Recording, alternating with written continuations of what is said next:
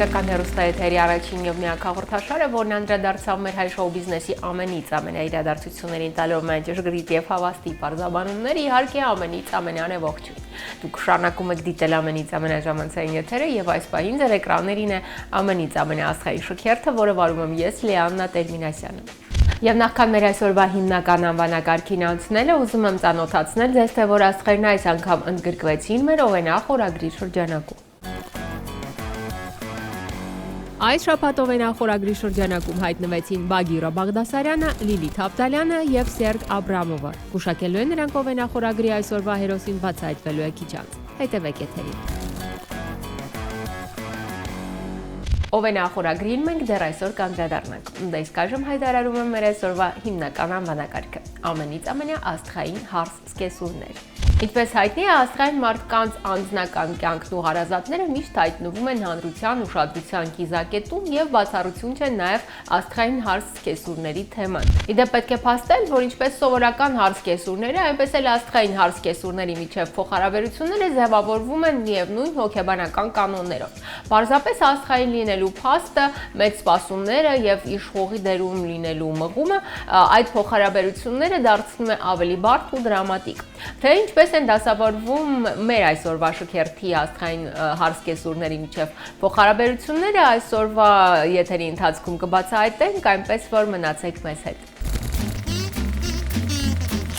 Հարս կեսուր փոխհարաբերությունների հիմքը դրվում է ամենաառաջին հանդիպման ժամանակ, երբ տղան բերում է իր ընտրյալին տուն, որպեսզի ծանոթացնի ծնողների հետ։ Զինա Թորոսյան։ Ինչ տպավորություն է թողնում, ինքը պետքա սկեսրոջ աչքերում տեսնի, եւ ահա հենց այստեղ է, որ առաջանում է առաջի բախումը։ Սակայն ամենամեծ դրամա սկսվում է, երբ որ երկու կին իրար հետ հանդիպում են նույն ընտանիքում, բարիկադների տարբեր կողմերում կամ նույն խոհանոցի մեջ։ Я говорила, что ее нельзя подпускать к пирогу.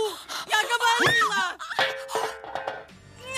Այստեղ կենցաղային առաջի բախումն է առաջ գալիս։ Մենք բոլորս այդ պահին պետք է հիշենք, որ մարդիկ ենք։ Հարսը ունի ուշադրության, քնքուշ վերաբերմունքի, գեղեցիկ խոսքի եւ հանդուրժողականության կարիք, որովհետեւ հարսը եկել է ուրիշ ընտանիքից, որտեղ կան ուրիշ սովորություններ եւ հնարավոր է նա անի ինչ-որ մի բան, այնպես որ սկեսուրը չի սպասում։ Եվ այստեղ պետք է հանդուրժողականություն։ Այս կողմից հանդուրժողականությունը պետք է նաեւ հարսին։ Սակայն երկու իրար հետ չհաշտվող մարդկանցից ավելի մեծ պատասխանատվությունը միշտ դնելու եմ ավելի խելացիի վրա։ Եթե այս դեպքում ավելի հասուն, ավելի իմաստուն սկեսուրն է, ապա այս հարաբերությունների հաջողության գրավականը պետք է այնուամենայնիվ սկեսուրը լինի։ А я вот тут вам принесла. Что это? Мороженое.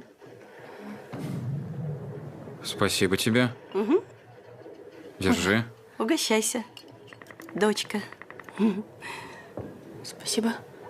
мама. Ամենից ամենալավ բարեկամ հոգեբան Զինա Թորոսյանը լինելով եւ հարսի եւ ապա սկեսուրի կարգավիճակում կարողացել է ձևավորել ճիշտ հարաբերություններ թե իր սկեսուրի եւ թե իր հարսիկի հետ։ Ավելին Տիկին Թորոսյանը նշեց, որ եթե հարսն ու սկեսուրն ամեն մեկն իր կողմից հետևի մի քանի պարզ կանոնների, ապա հնարավոր է ապրել հաշտ ու համերաշխ մեկ տանիքի տակ, փոխադարձ հարգանքի եւ սիրո մթնոլորտ։ Եթե դու սկեսուր ես, այդ չի նշանակում, որ դու կարող ես քո հարսին հրամայել, վիրավորել, ուղղակիորեն ցույց տալ նրա սխալները եւ այդ ամեն ինչը թաքցնել են բանի տակ, կարծես թե դու ճշտախոս ես։ Դու պետք է հասկանաս, որ աղջիկը նոր մտել է ամուսնական հարաբերությունների մեջ, շատ բան ձերքային ցավից նա դեռ չգիտի։ Пирог. Анна Михайловна, я доделаю пирог, не переживайте. Ты? Եթե դու հարս ես, չի նշանակում, որ ամեն ինչի մեջ միշտ մեղավոր է սկեսուրը։ Հիշենք, որ սկեսուրը առաջին հերթին նույնպես մայրիկ է եւ ինքը ունի իր համար հուզական, շատ թույլ տեղեր, որոնց ընդհանրապես չի կարելի դիպչել։ Որպեսզի մարդկանց հարաբերությունները լինեն լավ նույնիսկ վեճից հետո, պետք է հստակ իմանանք, որ վեճի ժամանակ չի կարելի մեղադրել, չի կարելի թույլ տալ, որ դիմացինը անընդհատ արդարանա, չի կարելի գոռալ, չի կարելի հիշել անցյալի տհաճ դեպքերը եւ վիրավորանքներով խոսել։ Ահա եթե այս կանոնները պահպանվի, վեճը երբեք չի դառնա կռիվ։ Анна Михайловна, Что? это вам, от меня. Что это? Вы откройте, посмотрите.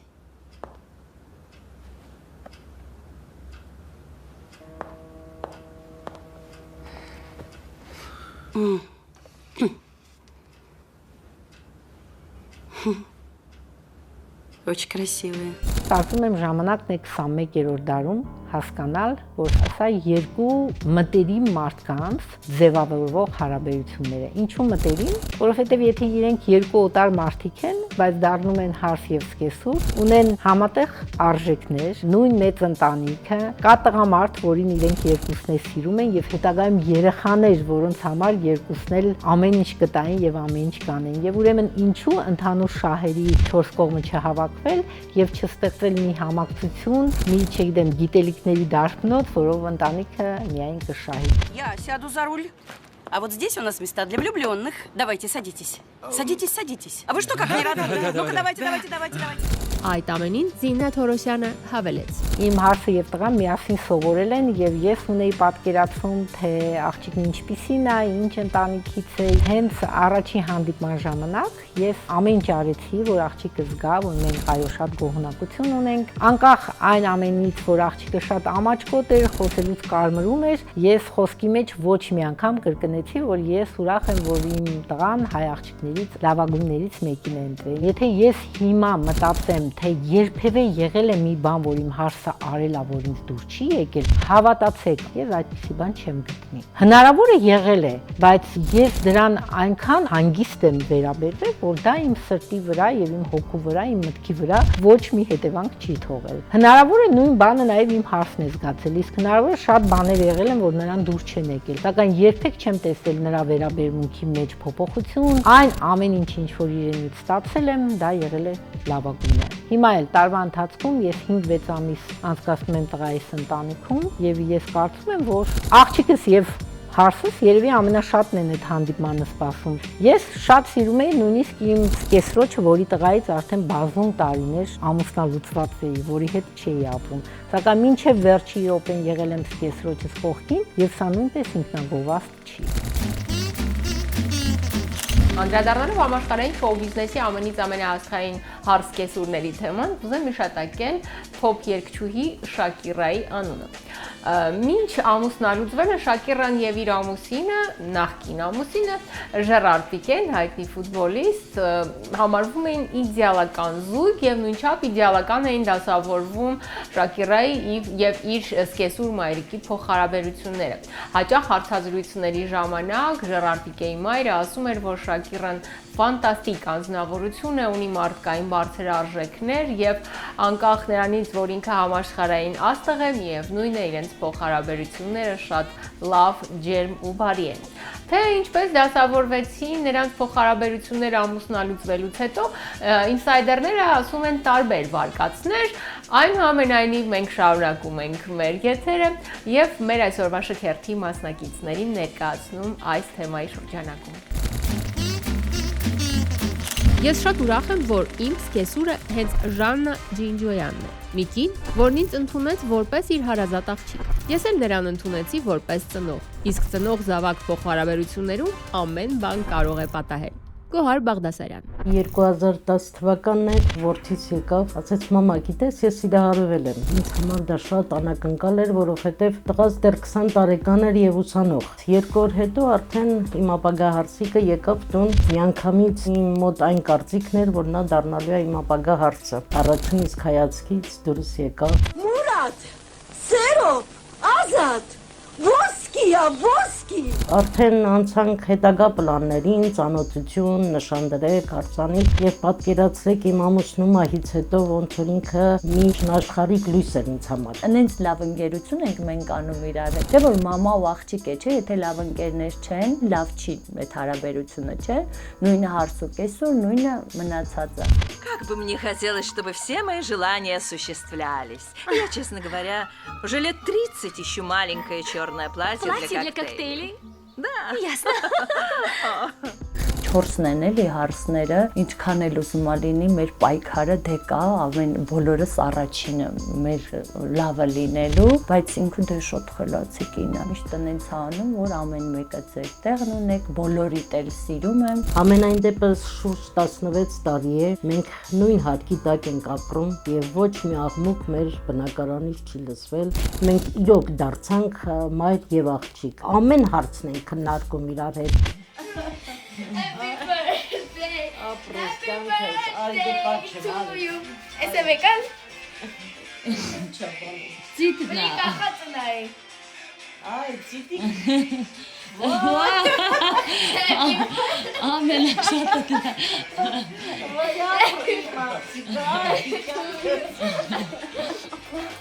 Մի գործ, որ պիտի սկսեմ կամ կլինի տան հետ կապված վերանորոգում էի սեն, որ ասում եմ, այ ես եմ ուզում անեմ բան, մեկ է կարող է ամուսինս, ոյ դրա ժամանակը չի բան, մեկ էլ կեցուր սենց մատաչքվան, թամ հետո կխոսենք երկուսով, ու երկուսով խոսում ենք, որոշում ենք շատ արագ այդ կազմակերպում ենք։ Ես միշտ պաշտպանել եմ իմ հարցներին, որովհետև միշտ հաշվեմ առել, որ տղաս ինձնից է ծնվել, բայց հարցին պիտի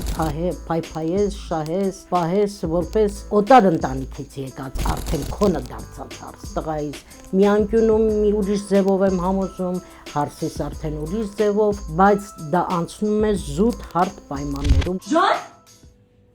Ես ո՞ք։ Ես ի՞նչ ես ուտեղել։ Տատին։ Այսինքն։ Ման։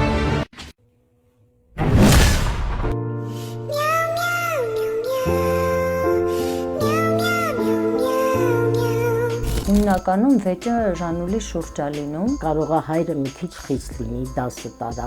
կամ զգում ես երեխան Պարից նոր է եկել, ի վիճակի չէ, չափից դուրս հոգնած է, ոնց որ վրատ ինչ-որ ձևով անդրադառնում է երեխայի հոգնածությունը, նամանավանդ, որ 99.5% երեխան միայն տատիկի հետ է մնում։ Առաջին դասարանից տատիկիս հետ եմ դասերս միշտ արել ու կարող է ես գնամ տատիկին ասեմ, տատիկ արի դաս անենք իրար հետ, լինում է որ կարա ասի, չէ գնամ մենակը տարա մեծ աղջիկ ես, բայց դա ընդհանրապես խոսքեր են։ Մի քանի րոպե հետո ես կամ սենց կանգնեմ դրան կողքից սենց նայեմ իր դեմքին, մեկ էլ սենց անում։ Արի նստի, սկսենք իրար հետ ու սենց ասած իր շնորհիվ ես հիմա գերազանց սովորում եմ։ Մենակ իմ վրա զայրանում է նրանից, որ կարող է ինչ-որ մի բանը թափրտած լինեմ։ Բա ինչ կանեք։ Սա որ հեռախոսների մեջն եք։ Ձեր հետևից է պետք է մերը հավաքի։ Բայց հենց որ մաման է ջղայն անում, մի քիչ բարձր տոնով, տատին սենյակից մի անգամից գալիս է, բա ինչ եղել է Ժանուլիս վրա գոռում։ Մի օր տենց գոռացի, մեկ էլ եկավ իր սենյակից իմ սենյակ ասում, անգա կռավատի վրից գոնե գոռալուց տարած զգուշաց։ Ես չեմ ուզում խոսալ։ Ացին։ Բացի ասում եմ։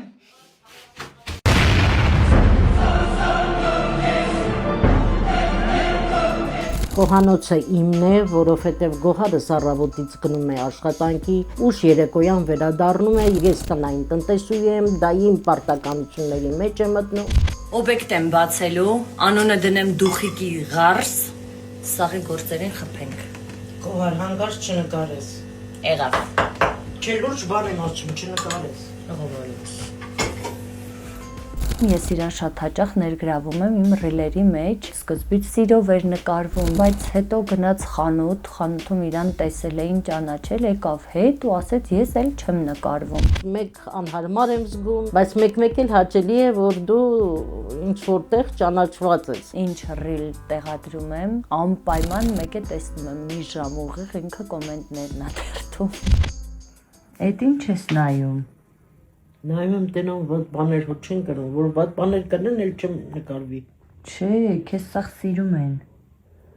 Իրան անչափ սիրում եմ, ինքը մարդ է մեծ ատառով, իր հետ շատ հաճելի է և ճանապարհ գնալ, և կինո, և թատրոն։ Ու միշտ մեր հայացքները նույնն է, անգամ եթե ինչ-որ միտեղ հյուր ենք լինում, այդտեղ մի խոսակցություն է լինում, որը երկուսիս սրտով էլ չի, մեկի սենց մի հատ հայացք ենք իրար գցում ու հետո այդ ամեն ինչը տունը քննարկում ենք։ Ինքը ամեն առումով մարդ է մեծ ատառով։ Հրաշալի նկարահանումներ ունեցանք, հիմա էլ եկել ենք մի փոքր սամվենք։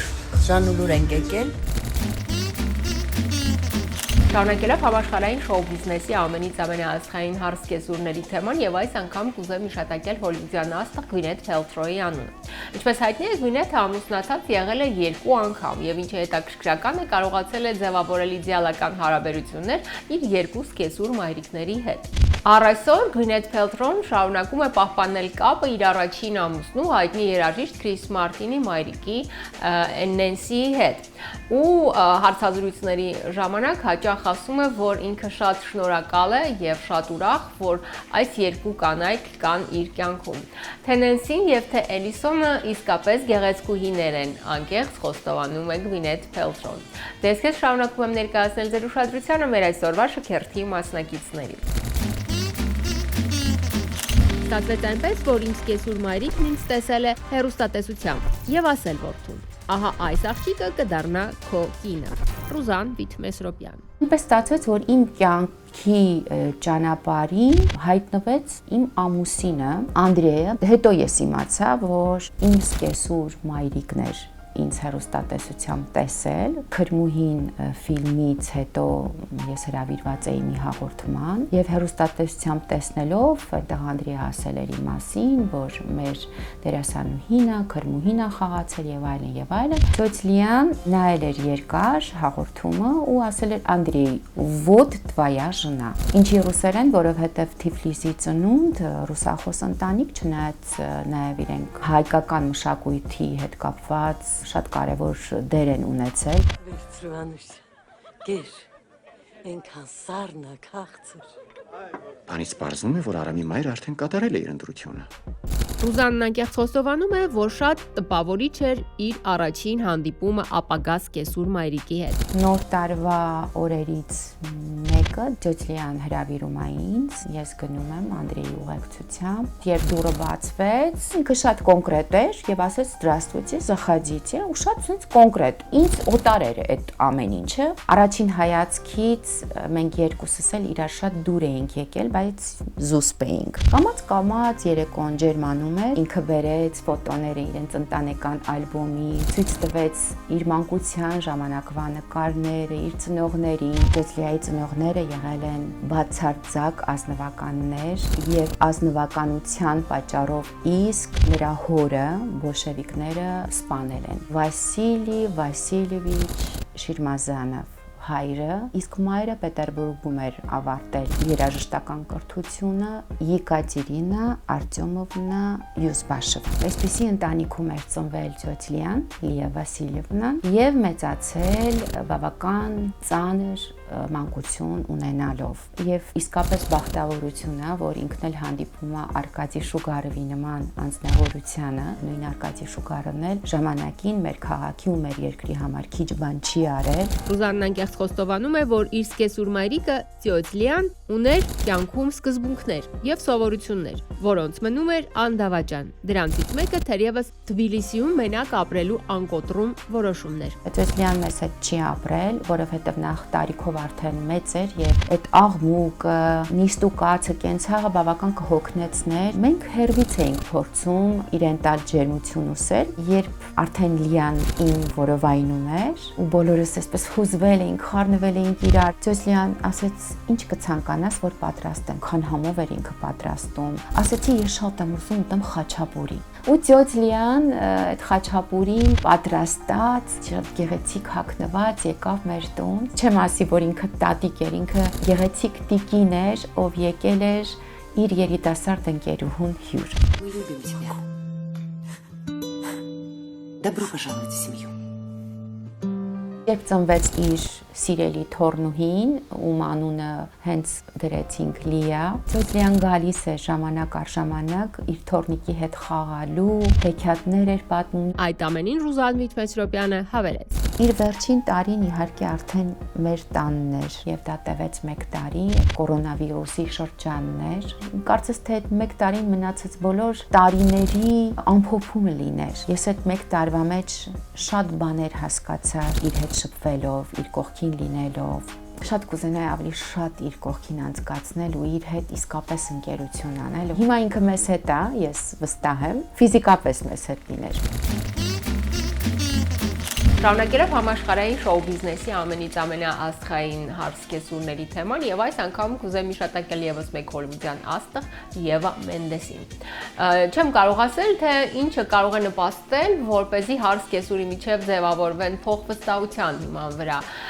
փոխհարաբերություններ, բայց ահա Եվա Մենդեսի եւ իր սկեսուր մայրիկի մոտ ձևավորվեցին հենց նման հարաբերություններ։ Ամենայն հավանականությամբ այս պարագայում պատճառը այն է, որ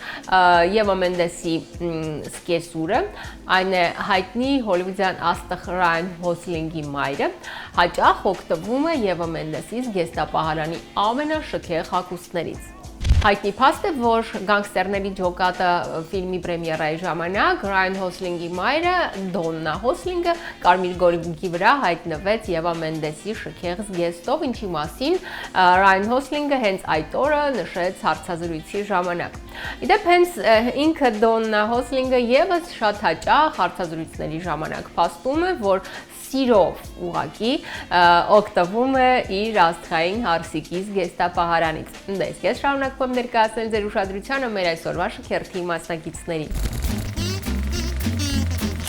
Ես այն երջանիկ սկեսուրներից եմ, որ հարսիկիս հետ մենք կարծես մայր ու աղջիկ ենք։ Եվ չնայած մեզ բաժանում է օվկիանոս, մենք ամեն օր պարտադիր շփվում ենք, կիսվում ենք, քննարկում ենք, կիսում ենք բոլոր ուրախություններն ու դժվարությունները։ Անժելա Ստեփանյան։ Իմ հարսիկի հետ մենք մայր եւ աղջիկ հարաբերությունն է եւ այդ հարաբերությունը շատ կարեւոր է։ Իհարկե մեծից էլ է շատ бан կախված եւ երիտասարդից нույնպես, բայց մենք այնքան ընդհանուր հայտարար ունենք իրար հետ, որ մենք չենք զգում, որ ես սկիսուր եմ, իսկ նա հարս։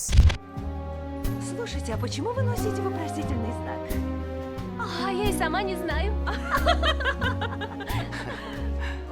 Իմ հարսը շատ շնորհաշատ, տաղանդավոր շնորհաշատ աղջիկ է Մարիաննա Մունչյանը, գաղափարներով այսպես սենց հարուստ, մենք այնքան ընդհանուր բաներ ունենք իրար հետ, որ կարող ենք եւ զրուցել եւ ասել, այնքան հետաքրքիր է, որ ինքը կարող է զանգի Միացյալ Նահանգներից, մեզ կտրում է ճիշտ օվկիանոսը, բայց մենք օրը 2 անգամ անպայման պետք է խոսենք առավոտ եւ երեկո, կարող է զանգարի եւ ասի, գիտես ինչ արեցի, այ ես էս ինչ բանը առա, այս հագուստի հետ էսպես պետքա լինի, էս երաժշտությունը սենց պետքա լինի եւ այս տարի հունվարի 13-ին Լոս Անջելեսում, Ամերիկայի Միացյալ Նահանգներում կայացավ առաջի հայկական մյուզիկլը, որտեղ Մարիաննան իր դպրոցն էր ներկայանում եւ պրոֆեսիոնալ արտիստների հետ եղավ այդ մյուզիկլը։ Հայաստանից երգեցին, ուղարկեցին Միացյալ Նահանգներ, շատ գեղեցիկ շոու էր, շատ աշխատատար, շատ սպասված, Դիսնեյի բոլոր երգերով, բայց հայերեն տարբերակով։ Մարդիկ շատ ուրախ էին, գոհ էին, երեխաները նույնպես։ Ներկայացման մտահղացման հեղինակ Մարիաննա Մունչյան։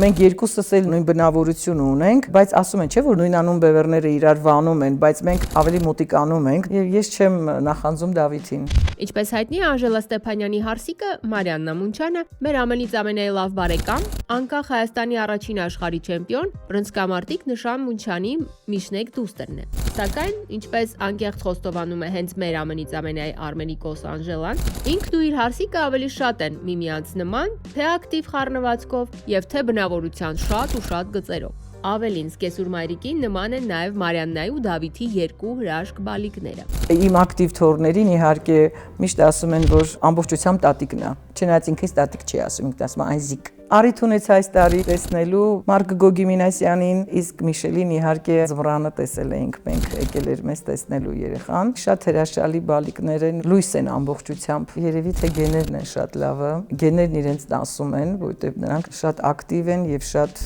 հետաքրքիր երեխաներ են։ Արդեն 2.5 տարեկան է, համ բոքս է խփում, համ պարում է։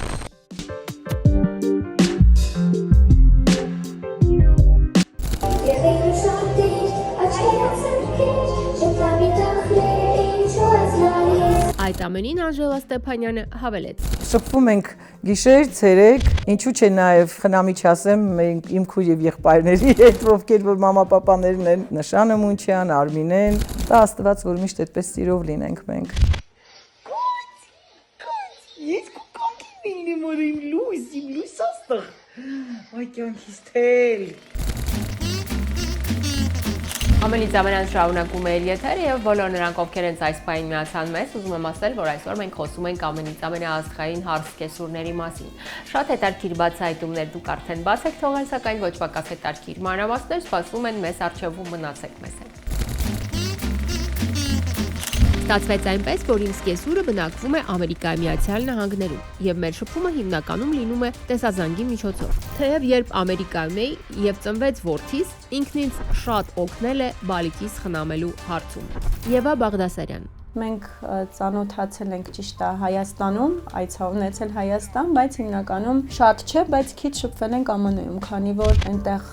աշխատանք, շատ զբաղվածություն, հիմնականում ինձ շատ է օգնել, որ ես կարողանամ երեխային խնամեմ։ Առաջին հանդիպումս եղել է իմ ու ամուսնուս ծանոթության 3-րդ տարին, քանի որ ես թղթաբանական դեռ խնդիրներ ունեի, չէի կարող գնայի, այնտեղ տեսնեի ու այնպես ստացվեց, որ իր այցի ժամանակ Հայաստան այդ ժամանակ ենք հանդիպել։ Իմ պատկերացումները նույնն էր, ինչպես որ հեռախոսազանգով արդեն պատկերացնում է իրեն, ինչպիսի կին է, բարի, շատ շնորհքով, ձեռքից ամեն ինչ գալիս է։ Ինձ շատ դուր եկել իր տեսակը։ Вы ведь скоро станете моей свекровью.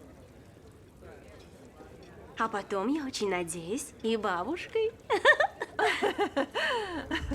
Երբ իմացա, որ նորից տատիկ է դառնալու, շատ ուրախացա, քանի որ 9-րդ թորնիկներ լույս աշխարհ գալու ու ես տեսնում էի ոնց է ինքը սիրում, խնամում իր մնացած 8 թորնիկներին, արդեն պատկերացնում էի, թե ինչքան է սիրելու հենց իմ երեխային։ Համ աշխատում է, համ երեխաներին, թորներին խնամում է, հասցնում է նայի ճաշ, դպրոց։ Հիմնականում ամեն օր զանգահարում է, բայց այդ ժամանակ ես տանը չեմ լինում, մայրիկիս հետ է խոսում, իր թորնիկին է տեսնում, մենուային, մեր ժամային տարբերությունները շատ մեծ է ու այնպես որ ստացվում է, որ մենք տանն ենք լինում, խոսում ենք, կարոտները սառնում ենք։ Շատ ուրախ եմ, որ հենց ինքն է իմ ամուսնու մայրիկը, քանի որ թե արտակնապես, թե բնավորությամբ շատ նման են, բարի, կամեցող, այն ամենալավ մասերը բնավորության ժառանգել է իր մայրիկից։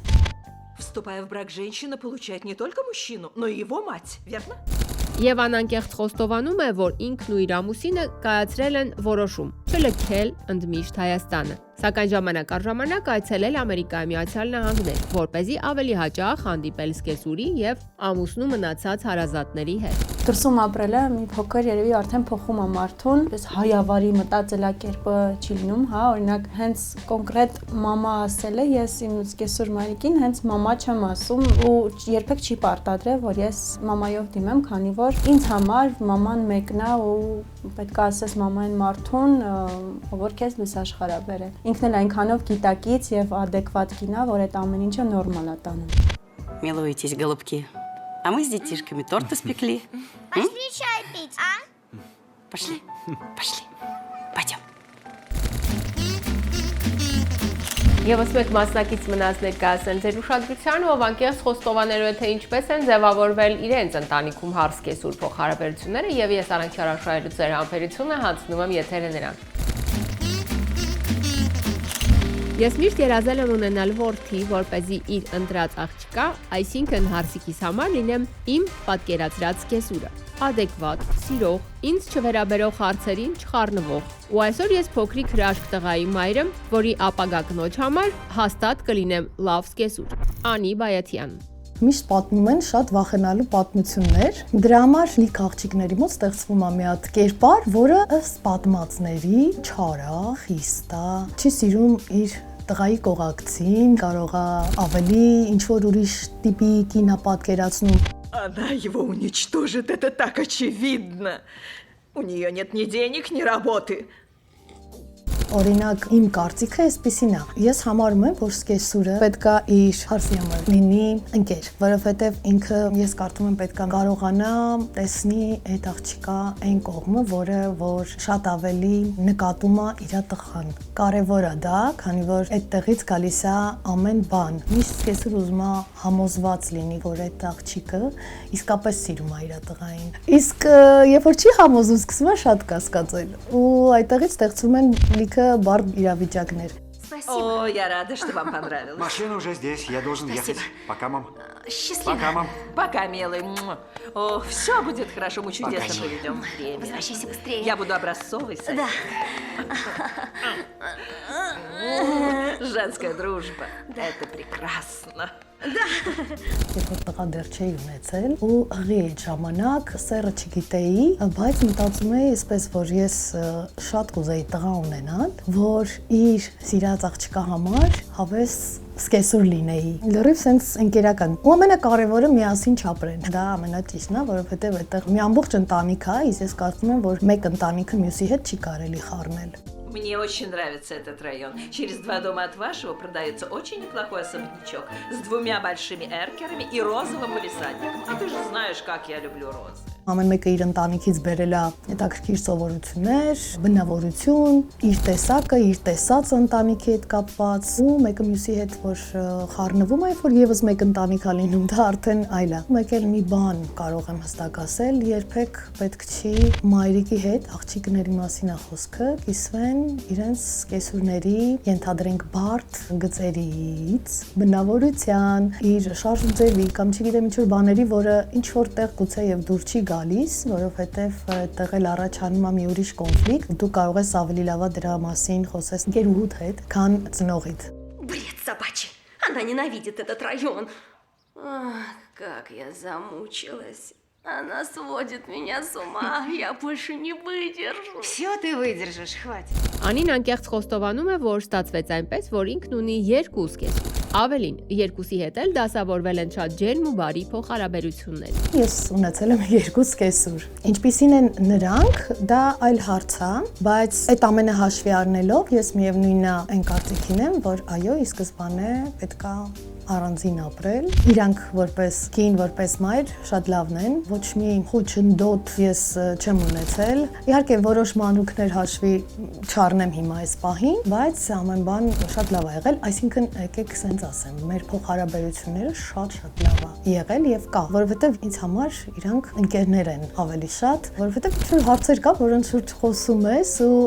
եւ այո կարծիքն է հետաքրքիր եւ մոտեցումն է հետաքրքիր, իսկ դա մեզ կապում է մի հոգու հետ, այն մարդու, ով իմ համար ամուսին է, իր համար որդի։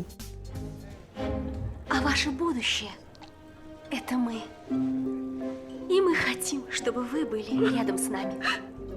Այդ ամենին Անի Բայաթյանը հավելեց. Տոտավորապես ասեցի ինչպեսի սկեսուր են ինձ պատկերացնում, լրիվ նեյտրալ, ոչ մի բանի մեջ չխառնվող, եթե ինձ հետ կցանկանան խոսել, զրուցել, ինչ-որ բան պատմել, ասել, խորհուրդ հարցնել, ես միանշանակ պատրաստ կլինեմ, բայց ոչ մի դեպքում երբեք չեմ ցանկանա ապրել իմ տղայի ընտանիքի հետ, վատի մոստով չեմ ասում, եւ չեմ ցանկանա խառնվել որևէ ինչ-որ գործի մեջ, եթե իրանք իմ կարիքը չունենան։ Хорошо, но я ведь вырастила замечательного парня, и мой совет может пригодиться. Если понадобится, спросим. Ладно.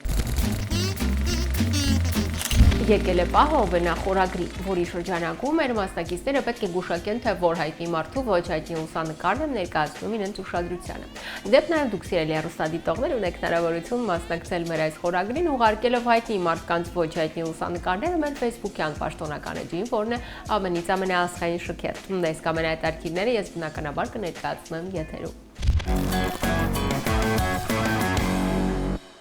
Եվ այսպես, այսօրվա մեր մասնակիցները պետք է գուշակեն, թե որ հայտնի մարդն է այսօրվա ովենախորագրի հերոսը։ Սիլվա Կապուտիկյան։ Սիլվա Կապուտիկյան։ Սիլվա Կապուտիկյան։ Ահա այսպիսին էր մեր այսօրվա շքերթը լի հետաքրքիր ու բովանդակալից բացահայտումներով։ Եվ այդ ամենին թերևս հավելեմ իմաստուններից մեկի ասած միտքն առայն, որ երբ սկեսուր մայրիկը սիրում է իր հարսին, ինքը ձեռք է բերում աղջիկ։ Իսկ երբ չի սիրում, կորցնում է որդուն։ Արեք ձեր հետևությունները, դե իսկ ինձ մնում է միայն ասել, որ հաջորդ շաբաթ մեզ սպասում է շատ հետաքրքիր մի անվանակարգ, այնպես որ ակտիվ հետևում ենք անոնսներին, բացահայտում անվանակարգը, շքերթը եւ իհարկե սրտատրոփ սպասում մեր հաջորդ եթերին։ Դե իսկ մենք կհանդիպենք արդեն հաջորդ շաբաթ ամենից ամենաժամանցային եթերում։ Հաջողություն։